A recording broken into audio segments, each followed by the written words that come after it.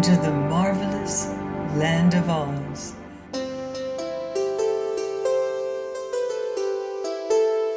I'm Martell, reading Rinkitink in Oz by L. Baum.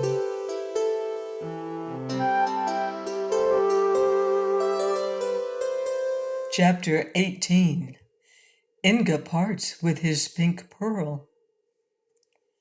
The white pearl guided Inga truly in his pursuit of the boat of King Goss. But the boy had been so delayed in sending his people home to Pingaree that it was a full day after Goss and Kor landed on the shore of the Wheeler country that Inga's boat arrived at the same place. There he found the 40 rowers guarding the barge of Queen Kor, and although they would not or could not tell the boy where the king and queen had taken his father and mother, the white pearl advised him to follow the path to the country and the caverns of the gnomes. Rinkitink didn't like to undertake the rocky and mountainous journey, even with Bilbil to carry him, but he would not desert Inga, even though his own kingdom lay just beyond a range of mountains which could be seen towering southwest of them. So the king bravely mounted the goat, who always grumbled but always obeyed his master, and the three set off at once for the caverns of the gnomes. They traveled just as slowly as Queen Kor and King Goss had done, so when they were about halfway, they discovered the king and queen coming back to their boat. The fact that Goss and Kor were now alone proved that they had left Inga's father and mother behind them. So, at the suggestion of Rinkitink, the three hid behind a high rock until the king of Regos and the queen of Korigos, who had not observed them, had passed by. Then they continued their journey, glad that they had not again been forced to fight or quarrel with their wicked enemies. "We might have asked them, however, what they'd done with your poor parents," said Rinkitink. "Never mind," answered Inga. "I am sure the white pearl will guide us aright." For a time they proceeded in silence, and then Rinkitink began to chuckle with laughter in the pleasant way he was wont to do before his misfortunes came upon him. "What amuses your majesty?" inquired the boy. "The thought of how surprised my dear subjects would be if they realized how near to them I am, and yet how far away. I've always wanted to visit the Nome country, which is full of mystery and magic and all sorts of adventures, but my devoted subjects forbade me to think of such a thing, fearing I would get hurt or enchanted." "And are you afraid, now that you are here?" asked Inga. "A little, but not much, for they say the new Nome King is not as wicked as the old king used to be. Still, we are undertaking a dangerous journey, and I think you ought to protect me by lending me one of your pearls." Inga thought this over, and it seemed a reasonable request. "Which pearl would you like to have?" asked the boy. "Well, let us see," returned Rinkitink. "You may need strength to liberate your captive parents, so you must keep the blue pearl. And you will need the advice of the white pearl, so you had best keep that also. But in case we should be separated, I would have nothing to protect me from harm, so you ought to lend me the pink pearl." "Very well," agreed Inga, and sitting down upon a rock, he removed his right shoe, and after withdrawing the cloth from the pointed toe, took out the pink pearl, the one which protected from any harm the person who carried it. "Where can you put it to keep it safely?" he asked. "In my vest pocket," replied the king. "The pocket has a flap to it, and I can pin it down in such a way that the pearl cannot get out and become lost. As for robbery, no one with evil intent can touch my person while I have the pearl." So Inga gave Rinkitink the pink pearl, and the little king placed it in the pocket of his red and green brocaded velvet vest, pinning the flap of the pocket down tightly. They now resumed their journey, and finally reached the entrance to the Nome King's caverns. Placing the white pearl to his ear, Inga asked, "What shall I do now?" And the voice of the pearl replied, "Clap your hands together 4 times and call aloud the word, 'Click.' Then allow yourselves to be conducted to the Nome King, who is now holding your father and mother captive." Inga followed these instructions, and when Click appeared in answer to his summons, the boy requested an audience of the Nome King. So Click led them into the presence of King Calico, who was suffering from a severe headache due to his revelry the night before, and therefore was unusually cross and grumpy. "I know what you've come for," said he before Inga could speak. "You want to get the captives from Regos away from me, but you can't do it. So you'd best go away again." "The captives are my father and mother, and I intend to liberate them," said the boy firmly. The king stared hard at Inga, wondering at his audacity. Then he turned to look at King Rinkitink and said, "I suppose you are the king of Gilgad, which is in the kingdom of Rinkitink." "You've guessed it the first time," replied Rinkitink. "How round and fat you are!" exclaimed Calico. "I was just thinking how fat and round you are," said Rinkitink. "Really, King Calico, we ought to be friends. We're so much alike in everything but disposition and intelligence." Then he began to chuckle, while Calico stared hard at him, not knowing whether to accept his speech as a compliment or not. And now the gnome's eyes wandered to Bilbil, and he asked, "Is that your talking goat?" Bilbil met the Nome King's glowering look with a gaze equally surly and defiant, while Rinkitink answered, "It is, your majesty." "Can he really talk?" asked Calico curiously. "He can, but the best thing he does is to scold. Talk to his majesty, Bilbil." But Bilbil remained silent and would not speak. "Do you always ride upon his back?" continued Calico, questioning Rinkitink. "Yes," was the answer, "because it is difficult for a fat man to walk far, as perhaps you know from experience." "That is true," said Calico. "Get off the goat's back. Let me ride him for a while to see how I like it. Perhaps I'll take him away from you to ride through my caverns." Rinkitink chuckled softly as he heard this, but at once got off Bilbil's back and let Calico get on. The Nome King was a little awkward, but when he was firmly astride the saddle, he called in a loud voice, "Get up!" When Bilbil paid no attention to the command and refused to stir, Calico kicked his heels viciously against the goat's body, and then Bilbil made a sudden start. He ran swiftly across the great cavern until he had almost reached the opposite wall, when he stopped so abruptly that King Calico sailed over his head and bumped against the jeweled wall. He bumped so hard that the points of his crown were all mashed out of shape, and his head was driven far into the diamond-studded band of the crown, so that it covered one eye and part of his nose. Perhaps this saved Calico's head from being cracked against the rock wall, but it was hard on the crown. Bilbil was highly pleased at the success of his feat, and Rinkitink laughed merrily at the Nome King's comical appearance. But Calico was muttering and growling as he picked himself up and struggled to pull the battered crown from his head, and it was evident that he was not in the least amused. Indeed, Inga could see that the king was very angry, and the boy knew that the incident was likely to turn Calico against the entire party. The Nome King sent Click for another crown and ordered his workmen to repair the one that was damaged. While he waited for the new crown, he sat regarding his visitors with a scowling face. And this made Inga more uneasy than ever.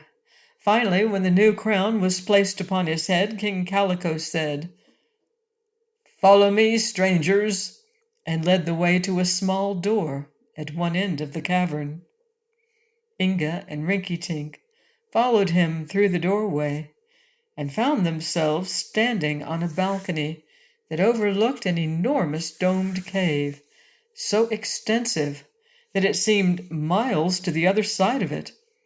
All around this circular cave, which was brilliantly lighted from an unknown source, were arches connecting with other caverns.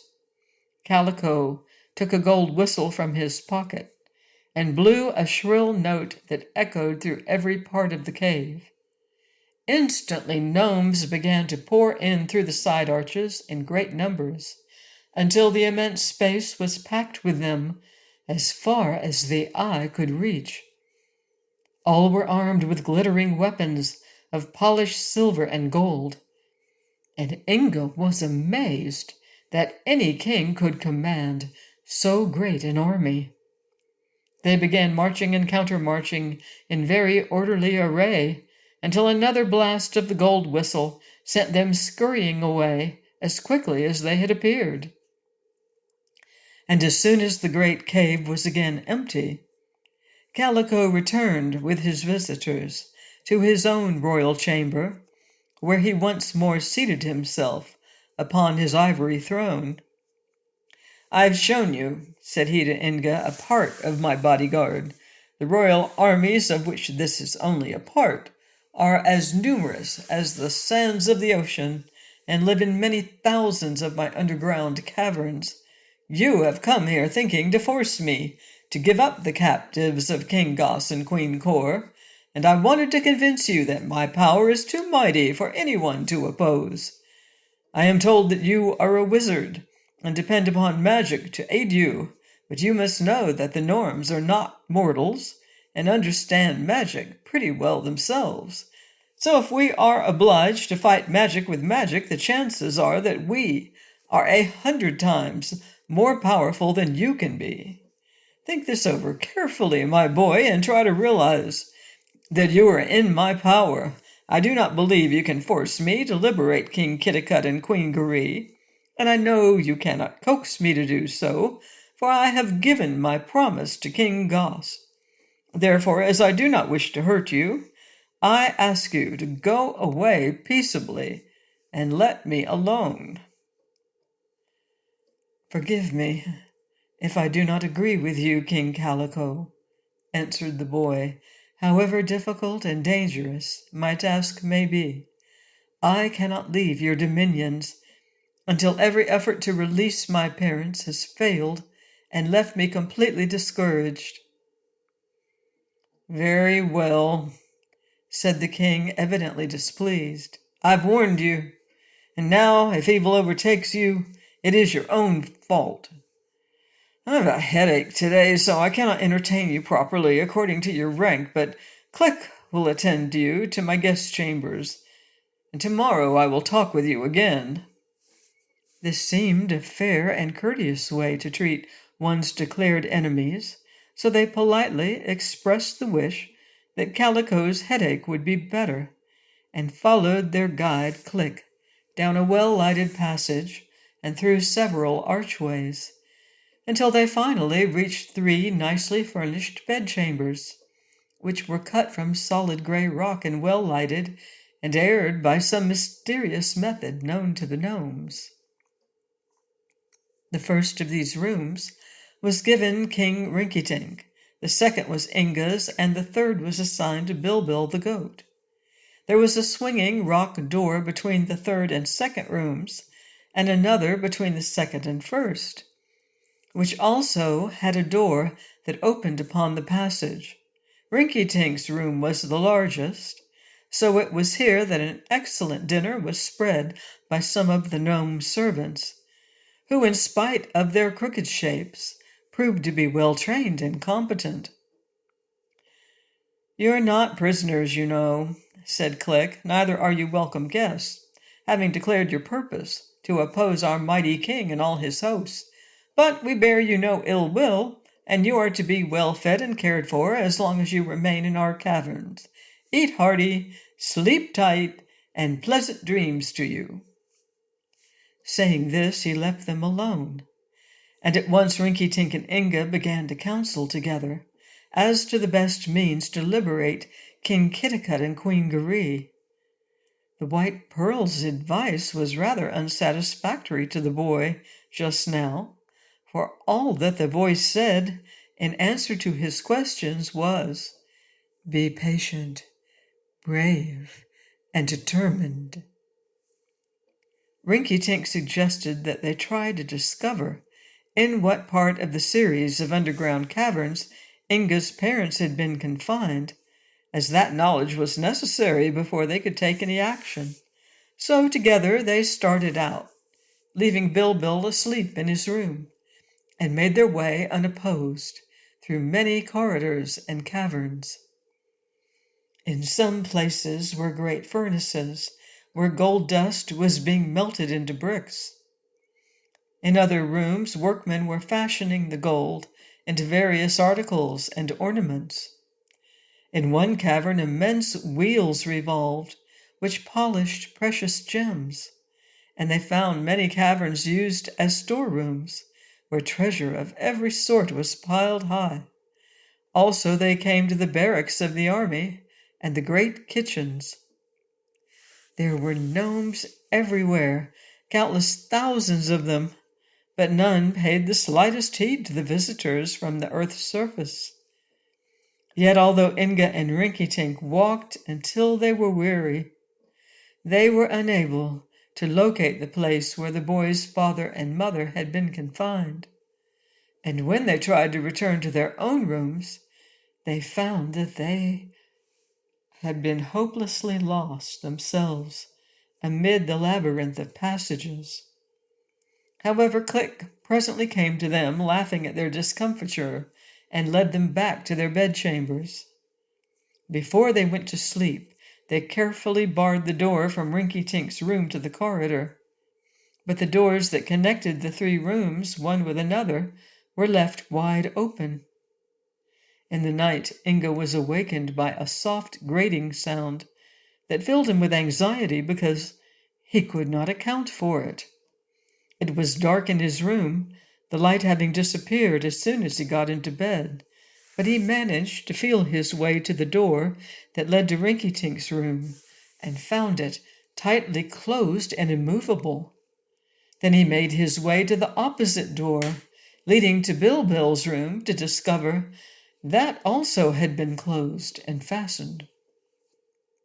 The boy had a curious sensation that all of his room, the walls, the floor, the ceiling, was slowly whirling as if on a pivot. And it was such an uncomfortable feeling that he got into bed again, not knowing what else to do. And as the grating noise had ceased, and the room now seemed stationary, he soon fell asleep again. When the boy wakened after many hours, he found the room again light. So he dressed himself and discovered that a small table containing a breakfast that was smoking hot had suddenly appeared in the center of his room. He tried the two doors, but finding that he could not open them, he ate some breakfast, thoughtfully wondering who had locked him in and why he had been made a prisoner. Then he again went to the door which he thought led to Rinkitink's chamber, and to his surprise, the latch lifted easily, and the door swung open. Before him was a rude corridor hewn in the rock and dimly lighted. It did not look inviting, so Inga closed the door, puzzled to know what had become of Rinkitink's room and the king, and went to the opposite door. Opening this, he found a solid wall of rock confronting him, which effectually prevented his escape in that direction. The boy now realized that King Calico had tricked him, and while professing to receive him as a guest, had plotted to separate him from his comrades. One way had been left, however, by which he might escape, and he decided to see where it led to. So, going to the first door, he opened it and ventured slowly into the dimly lighted corridor. When he advanced a few feet, he heard the door of his room slam shut behind him. He ran back at once, but the door of rock fitted so closely into the wall that he found it impossible to open it again. That did not matter so much, however, for the room was a prison, and the only way of escape seemed ahead of him. Along the corridor he crept, until, turning a corner, he found himself in a large, domed cavern that was empty and deserted. Here also was a dim light that permitted him to see another corridor at the opposite side. So he crossed the rocky floor of the cavern and entered a second corridor. This one twisted and turned in every direction, but was not very long, so soon the boy reached a second cavern, not so large as the first. This he found vacant also, but it had another corridor leading out of it. So Inga entered that. It was straight and short, and beyond was a third cavern, which differed little from the others, except that it had a strong iron grating at one side of it. All three of these caverns had been roughly hewn from the rock, and it seemed they had never been put to use, as had all the other caverns of the gnomes he had visited. Standing in the third cavern, Inga saw what he thought was still another corridor at its farther side, so he walked toward it. This opening was dark, and that fact, and the solemn silence all around him, made him hesitate for a while to enter it. Upon reflection, however, he realized that unless he explored the place to the very end, he could not hope to escape from it. So he boldly entered the dark corridor and felt his way cautiously as he moved forward. Scarcely had he taken 2 paces when a crash resounded back of him, and a heavy sheet of steel closed the opening into the cavern from which he had just come. He paused a moment, but it still seemed best to proceed, and as Inga advanced in the dark, holding his hands outstretched before him to feel his way, handcuffs fell upon his wrists and locked themselves with a sharp click, and an instant later he found he was chained to a stout iron post set firmly in the rock floor. The chains were long enough to permit him to move a yard or so in any direction, and by feeling the walls, he found he was in a small circular room that had no outlet except the passage by which he had entered, and that was now closed by the door of steel. This was the end of the series of caverns and corridors. It was now that the horror of his situation occurred to the boy with full force, but he resolved not to submit to his fate without a struggle, and realizing that he possessed the blue pearl which gave him marvelous strength, he quickly broke the chains and set himself free of the handcuffs. Next he twisted the steel door from its hinges, and creeping along the short passage, found himself in the third cave. Please join me next time. Had before guided him had vanished. Yet on peering into the gloom of the cave, he saw what appeared to be 2 round discs of flame, which cast a subdued glow over the floor and walls. By this dull glow, he made out the form of an enormous man, seated in the center of the cave, and he saw that the iron grating had been removed, permitting the man to enter. The giant was unclothed, and its limbs were thickly covered with coarse red hair. The round discs of flame were its 2 eyes, and when it opened its mouth to yawn, Inga saw that its jaws were wide enough to crush a dozen men between the great rows of teeth. Presently the giant looked up and perceived the boy crouching at the other side of the cavern, so he called out in a hoarse, rude voice, "Come hither, my pretty one. We will wrestle together, you and I, and if you succeed in throwing me, I will let you pass through my cave." The boy made no reply to the challenge. He realized he was in dire peril and regretted that he had lent the pink pearl to King Rinkitink. But it was now too late for vain regrets, although he feared that even his great strength would avail him little against this hairy monster, for his arms were not long enough to span a fourth of the giant's huge body, while the monster's powerful limbs would be likely to crush out Inga's life before he could gain the mastery. The prince therefore resolved to employ other means to combat this foe, who had doubtless been placed there to bar his return. Retreating through the passage, he reached the room where he had been chained, and wrenched the iron post from its socket. It was a foot thick and 4 feet long, and being of solid iron was so heavy that 3 ordinary men would have found it hard to lift. Returning to the cavern, the boy swung the great bar above his head and dashed it with mighty force, full at the giant. The end of the bar struck the monster upon its forehead, and with a single groan it fell full length upon the floor and lay still. When the giant fell, the glow from its eyes faded away, and all was dark. Cautiously, for Inga was not sure the giant was dead, the boy felt his way toward the opening that led to the middle cavern. The entrance was narrow, and the darkness was intense, but feeling braver now, the boy stepped boldly forward. Instantly the floor began to sink beneath him, and in great alarm he turned and made a leap that enabled him to grasp the rocky sides of the wall and regain a footing in the passage through which he had just come. Scarcely had he obtained this place of refuge when a mighty crash resounded throughout the cavern, and the sound of a rushing torrent came from far below. Inga felt in his pocket and discovered several matches, one of which he lighted and held before him.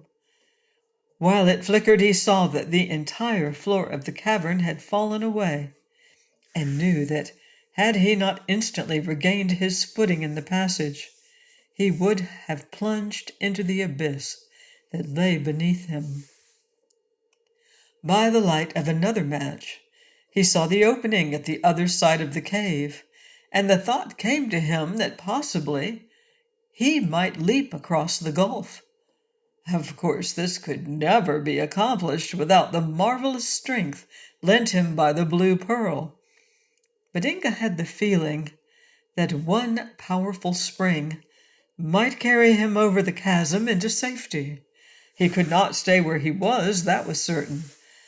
So he resolved to make the attempt. He took a long run through the first cave and the short corridor, then exerting all his strength, he launched himself over the black gulf of the second cave. Swiftly he flew, and although his heart stood still with fear, only a few seconds elapsed before his feet touched the edge of the opposite passageway, and he knew he had safely accomplished the wonderful feat. Only pausing to draw one long breath of relief, Inga quickly traversed the crooked corridor that led to the last cavern of the 3. But when he came in sight of it, he paused abruptly, his eyes nearly blinded by the glare of a strong light which burst upon them. Covering his face with his hands, Inga retreated behind a projecting corner of rock, and by gradually getting his eyes used to the light, he was finally able to gaze without blinking upon the strange glare that had so quickly changed the condition of the cavern. When he had passed through this vault, it had been entirely empty. Now the flat floor of the rock was covered everywhere with a bed of glowing coals, which shot up little tongues of red and white flames. Indeed, the entire cave was one monster furnace, and the heat that came from it was fearful. Inga's heart sank within him as he realized the terrible obstacle placed by the cunning Nome King between him and the safety of the other caverns. There was no turning back, for it would be impossible for him again to leap over the gulf of the second cave, the corridor at this side being so crooked that he could get no run before he jumped. Neither could he leap over the glowing coals of the cavern that faced him, for it was much larger than the middle cavern. In this dilemma he feared his great strength would avail him nothing, and he bitterly reproached himself for parting with the pink pearl, which would have preserved him from injury. However, it was not in the nature of Prince Inga to despair for long. His past adventures, having taught him confidence and courage, sharpened his wits, and given him the genius of invention. He sat down and thought earnestly on the means of escape from his danger. And at last a clever idea came to his mind. This is the way to get ideas.